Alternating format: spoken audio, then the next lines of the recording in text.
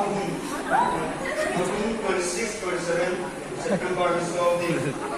ang song na Muoldam Penay Inza song parote in kanbase sikupala parote ani ba mala jenson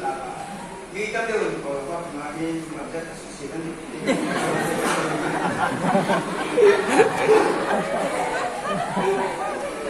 Organikan bar meeting song tungkapu nawang song kapu total ka soma pare kolom samre ya betul ini testimoni juga pasal patung lumai pandit reng ama conference ka soma pare Beiruol mandatan wi Inlem izan song uma program Intûkkhawm kan mangke ko ani tun inlem program to maya mani kusu am didi mani chilum joy ko mai apakan na thangbang mulni be arbom ta joya ani na ku lagram dun tui ko pai ko pulan senglo mot good khat apani na ku lagram ro tui ko pai bong tun adam dang kong anta atama tungai su report ko ba ande no be ni tun bukai kezi som tun kan soi pa ne kolo pa nang tun sang be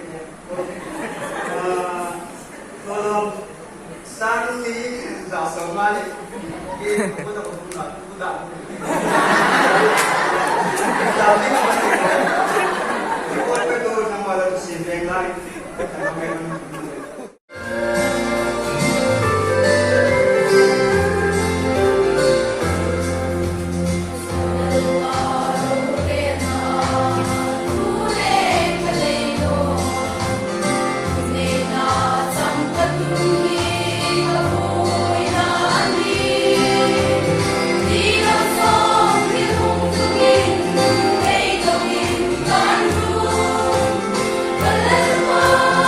Goodness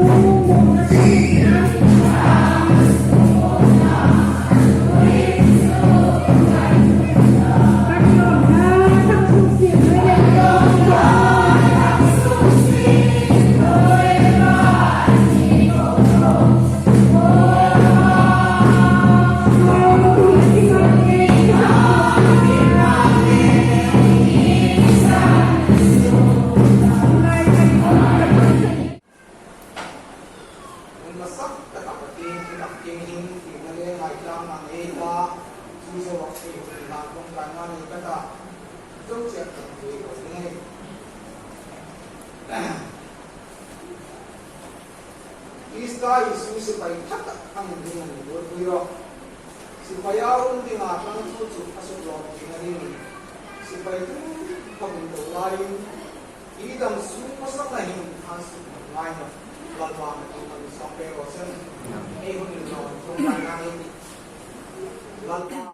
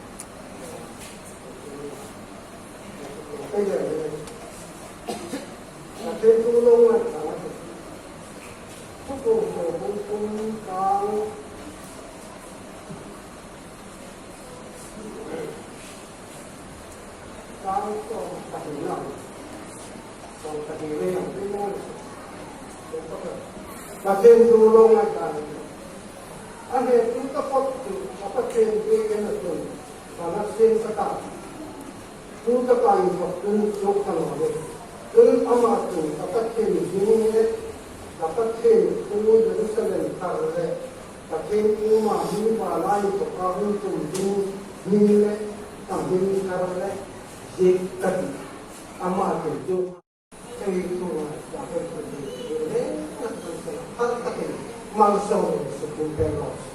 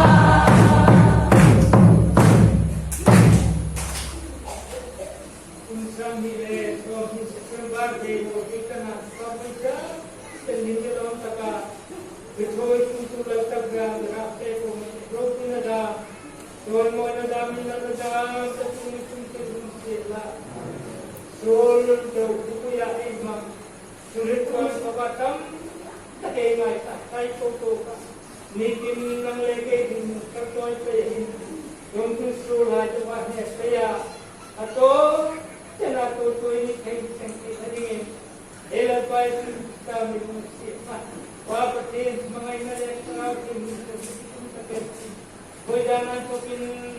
más de